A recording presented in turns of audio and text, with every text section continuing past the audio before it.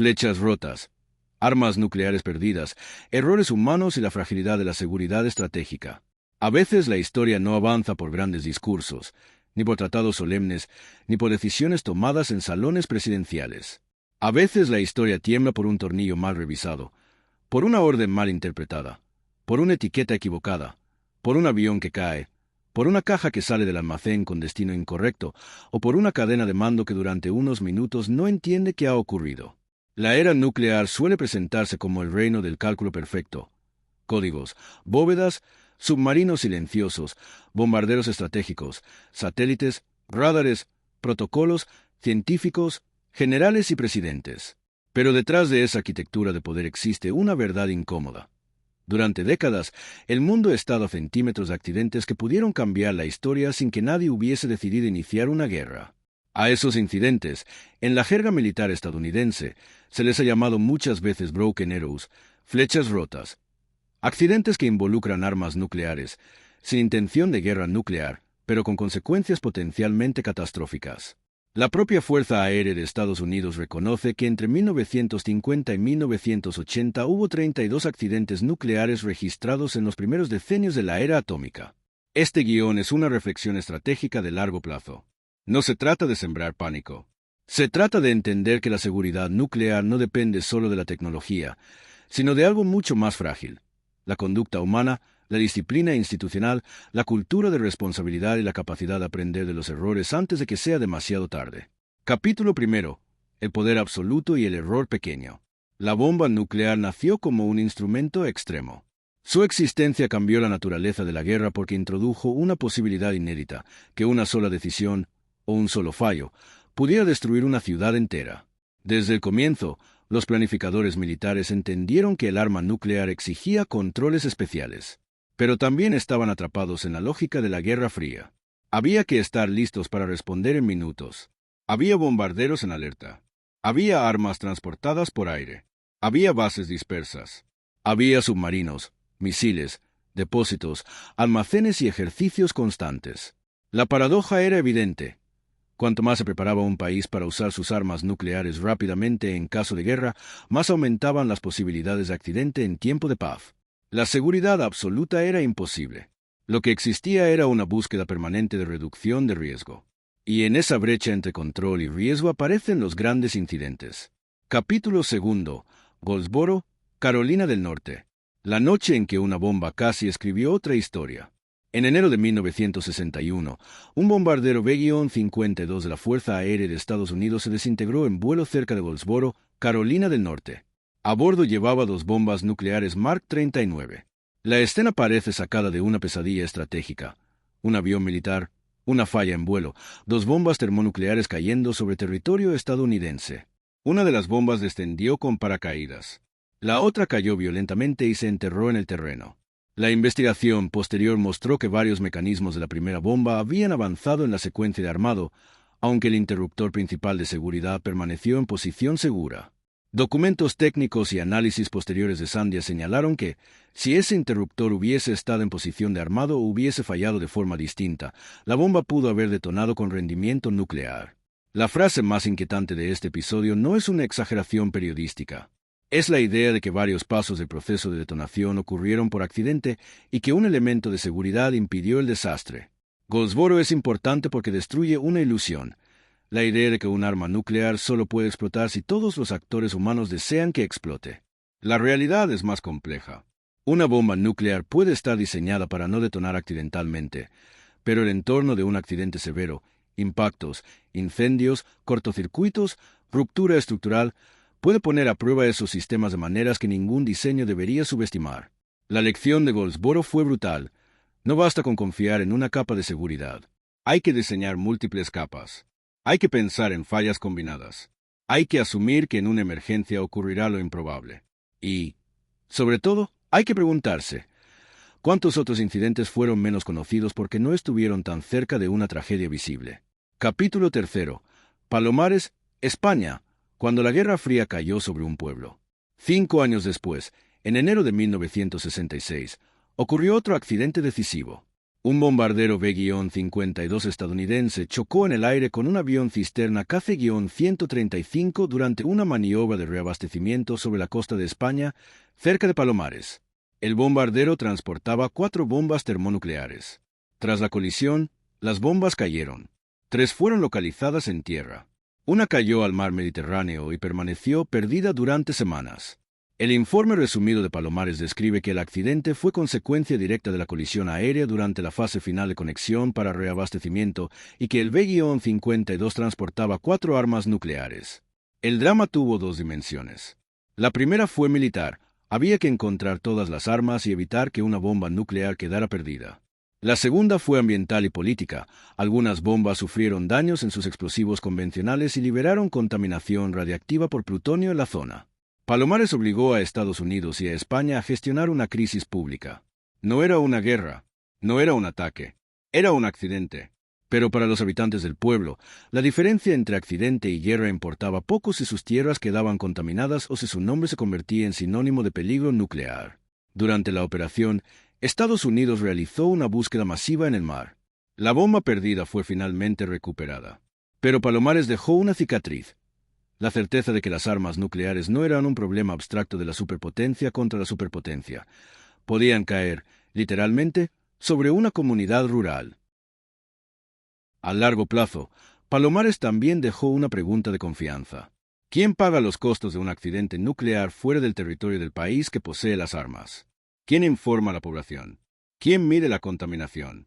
¿Quién decide cuando un lugar vuelve a ser seguro?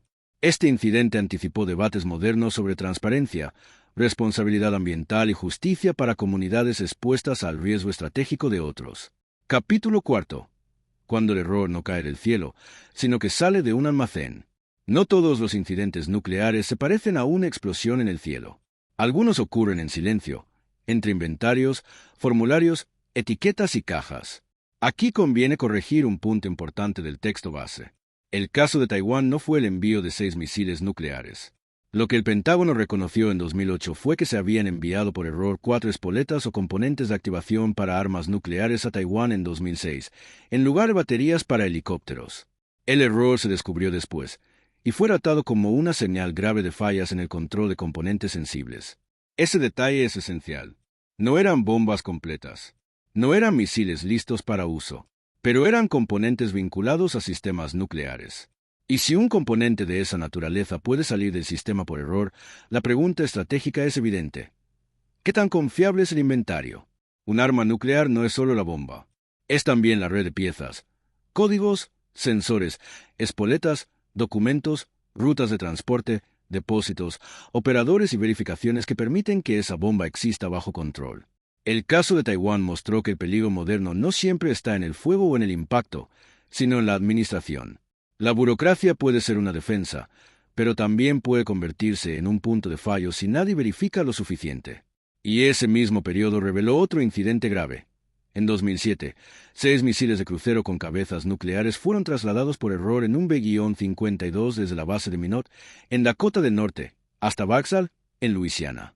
Ese caso no fue Taiwán. Fue un vuelo interno dentro de Estados Unidos.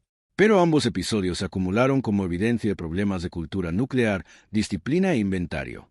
Un reporte periodístico de la época indicó que el secretario de Defensa Robert Gates ordenó un inventario exhaustivo de armas y componentes nucleares por número de serie tras esos fallos. En otras palabras, la pregunta ya no era solo, ¿puede fallar una bomba? La pregunta era, ¿puede fallar el sistema que cree saber dónde están sus bombas? Capítulo 5. Armas perdidas y memoria incompleta. Los documentos desclasificados sobre accidentes nucleares no siempre cuentan toda la historia. Hay incidentes registrados, otros parcialmente conocidos, otros discutidos por periodistas e historiadores, y otros se permanecen en zonas de secreto. El Departamento de Defensa publicó resúmenes no clasificados de accidentes con armas nucleares, y esos documentos se han convertido en base fundamental para comprender la historia de las flechas rotas. Pero el hecho de que existan documentos no significa que exista total transparencia. Los accidentes nucleares suelen involucrar seguridad nacional, relaciones exteriores, daños ambientales, responsabilidades legales y temor público. Por eso muchas veces el lenguaje oficial es técnico, limitado, seco. Detrás de palabras como incidente, pérdida, recuperación, contaminación o componente sensible, hay personas, territorios y decisiones. Por eso una reflexión estratégica a largo plazo no puede quedarse solo con la lista de eventos. Debe preguntar qué cultura produce esos errores, qué instituciones los corrigen y qué incentivos existen para ocultarlos. Capítulo 6. La diferencia entre arma nuclear y material radiactivo. En este tema conviene distinguir dos mundos relacionados, pero no idénticos. Un arma nuclear es un sistema militar diseñado para producir una explosión nuclear. Su control pertenece a estructuras militares y de seguridad nacional. Los materiales radiactivos, en cambio, pueden estar en hospitales, industrias, laboratorios, universidades, plantas nucleares o equipos de medición. No son necesariamente armas. Pero si se pierden, se roban o se usan mal, pueden causar daño, contaminación o pánico. La Comisión Reguladora Nuclear de Estados Unidos, la NRC, supervisa el uso civil de materiales radiactivos, incluyendo licencias, inspecciones y requisitos de seguridad. La propia NRC explica que administra la seguridad de materiales radiactivos principalmente a través de sus oficinas de seguridad nuclear y materiales nucleares. Esta separación importa porque los riesgos son distintos. Una bomba nuclear perdida es un problema de seguridad estratégica extrema. Una fuente radiactiva robada puede alimentar un dispositivo de dispersión radiológica, conocido popularmente como bomba sucia. No tendría el poder destructivo de una bomba nuclear, pero podría causar contaminación, miedo, evacuaciones y enormes pérdidas económicas. A largo plazo, la seguridad nuclear no puede concentrarse solo en las armas. También debe atender el ecosistema completo de materiales que pueden ser mal utilizados. Capítulo 7. ¿Qué se está haciendo para evitarlo? Después de décadas de accidentes, Estados Unidos y otras potencias nucleares han fortalecido sus sistemas de seguridad. La idea central es la seguridad nuclear por capas. Primera capa: diseño físico del arma, con mecanismos que impiden detonaciones accidentales. Segunda capa: control de acceso, para que solo personal autorizado pueda manipular componentes. Tercera capa: inventarios, trazabilidad y verificación serial. Cuarta capa: protocolos de transporte. Quinta capa: inspecciones externas. Sexta capa: entrenamiento de respuesta ante accidentes. La instrucción del Departamento de Defensa sobre Nuclear Weapon System SURETI, actualizada en años recientes, establece políticas y responsabilidades sobre la seguridad, protección y control de sistemas de armas nucleares bajo custodia del Departamento de Defensa. También existe una estructura de respuesta a accidentes. El Manual del Departamento de Defensa sobre respuesta ante accidentes nucleares describe equipos de crisis, apoyo de expertos y participación de agencias como DTRA, el FBI y el Departamento de Energía en caso de accidente con armas nucleares.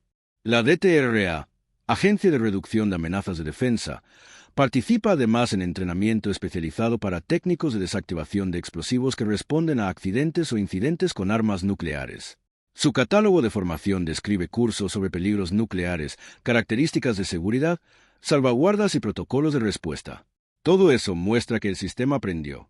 Pero aprender no equivale a eliminar por completo el riesgo. Capítulo 8. La cultura de seguridad. La seguridad nuclear depende de máquinas, pero sobre todo depende de cultura. Una organización con buena cultura nuclear no se limita a cumplir formularios. Pregunta, verifica, desconfía de la rutina, permite reportar fallas sin miedo, no castiga al mensajero, no oculta problemas para proteger carreras, no normaliza desviaciones. El enemigo de la seguridad nuclear es la complacencia. Después de muchos años sin accidentes visibles, una institución puede empezar a creer que el sistema es invulnerable. Y cuando eso ocurre, las listas de verificación se llenan sin mirar, los inventarios se firman sin contar, los entrenamientos se vuelven teatro y la cadena de mando empieza a vivir de confianza heredada. La historia de las armas nucleares demuestra que el mayor peligro no siempre es el enemigo. A veces el peligro es la costumbre. Capítulo 9. El peligro político de los accidentes. Un accidente nuclear no solo produce daño físico, produce daño político. Imaginemos una bomba perdida en el mar. Aunque no detone, genera sospecha internacional. Imaginemos componentes nucleares enviados por error a otro país. Aunque no sean armas completas, pueden causar crisis diplomática. Imaginemos un avión con armas nucleares que atraviesa el espacio aéreo sin que la cadena de mando entienda lo ocurrido. Aunque no haya explosión, la confianza interna queda herida. El arma nuclear vive de la credibilidad. Su valor estratégico se basa en que el Estado que la posee parece capaz de controlarla totalmente. Cuando ocurre un accidente, aparece una grieta en esa imagen. El adversario puede interpretar desorden. Los aliados pueden sentir miedo. La ciudadanía puede exigir respuestas. Los países afectados pueden reclamar compensaciones. Por eso cada incidente nuclear tiene una dimensión doble: seguridad material y seguridad narrativa. No basta con recuperar la bomba. Hay que recuperar la confianza. Capítulo 10. El problema de la transparencia. La transparencia nuclear es difícil. Si un gobierno revela demasiado, puede exponer vulnerabilidades. Si revela demasiado poco, destruye la confianza. Después de un accidente, las autoridades suelen decir que no hubo peligro de detonación nuclear. A veces es cierto. A veces es técnicamente cierto, pero incompleto. Puede que no hubiese riesgo de detonación nuclear, pero sí riesgo de contaminación. Puede que no hubiese explosión posible, pero sí pérdida de material. Puede que el arma estuviera sin núcleo, pero el público no lo sabe. Aquí entra un dilema de largo plazo.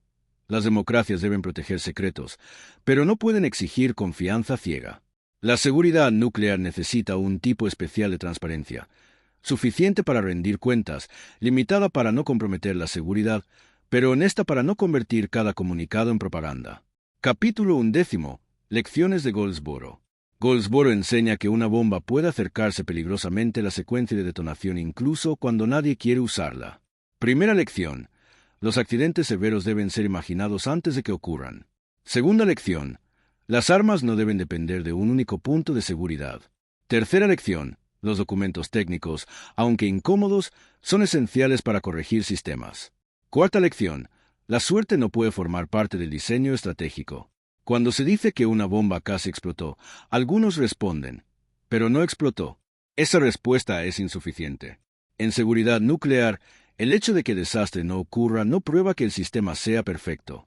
A veces solo prueba que una barrera funcionó una vez. La pregunta responsable es: ¿funcionaría siempre? Capítulo 12. Lecciones de Palomares. Palomares enseña que las armas nucleares no respetan fronteras cuando viajan en plataformas militares. Primera lección: el despliegue avanzado aumenta el riesgo internacional. Segunda lección: un accidente puede convertir a una población extranjera en víctima de una estrategia que no decidió. Tercera lección: la contaminación radiológica tiene vida política larga. Cuarta lección: la limpieza ambiental no termina cuando se apagan las cámaras. Palomares también obligó a pensar en el costo de mantener bombarderos armados en patrullas y operaciones frecuentes. Durante la Guerra Fría, esa postura se justificaba por la necesidad de disuasión. Pero cada vuelo añadía riesgo. La pregunta estratégica era dura. ¿Cuánta seguridad frente al enemigo justifica cuánto peligro para los propios aliados? Capítulo 13. Lecciones de Taiwán y Minot. Los casos de Taiwán y Minot enseñan que el inventario es parte de la seguridad nuclear. Primera lección: un componente mal enviado puede revelar una falla sistémica.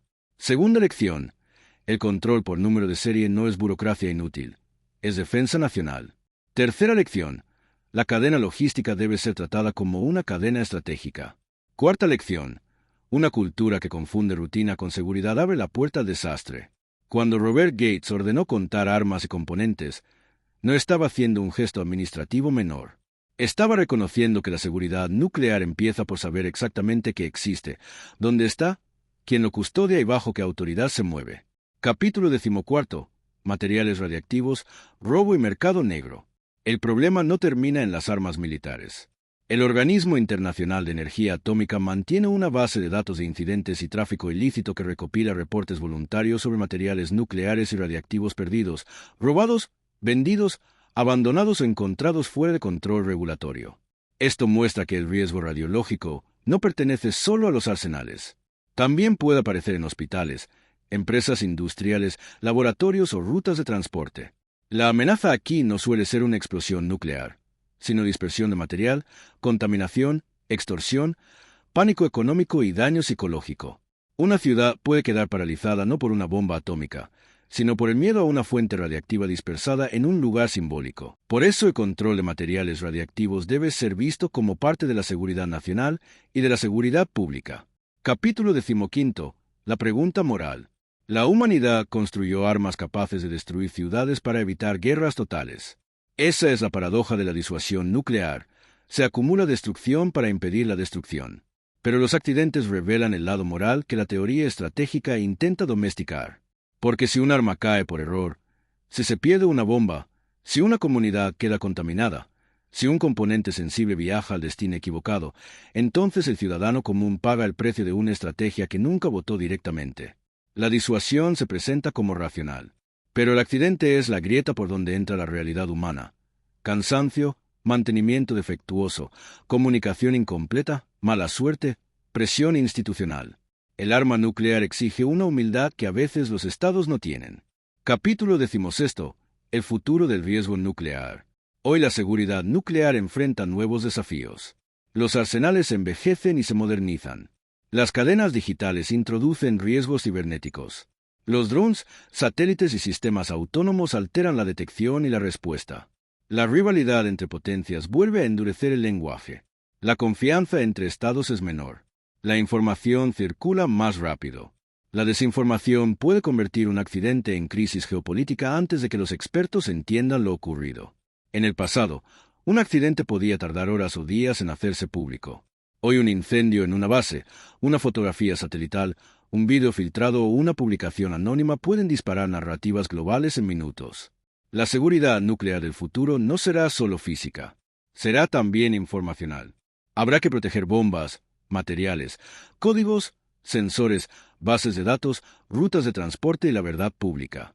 Capítulo 17. Que debería hacerse mejor. Una estrategia de largo plazo debería incluir varias líneas. Primera, auditorías independientes y frecuentes. Segunda, cultura de reportes sin represalias. Tercera, modernización de sistemas de seguridad física. Cuarta, reducción del transporte innecesario. Quinta, cooperación internacional sobre accidentes y recuperación. Sexta, mejores protocolos de comunicación pública.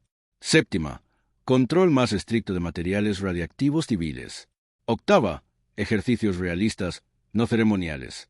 Novena, responsabilidad política clara cuando el sistema falla. Décima, educación pública seria, sin alarmismo, pero sin ocultamiento. La seguridad nuclear no se logra con una declaración. Se cultiva con repetición, disciplina, memoria. Capítulo 18. La memoria como defensa. Los accidentes nucleares deben recordarse no para alimentar miedo, sino para evitar arrogancia. Goldsboro recuerda que una bomba puede caer en casa. Palomares recuerda que un aliado puede despertar bajo contaminación ajena.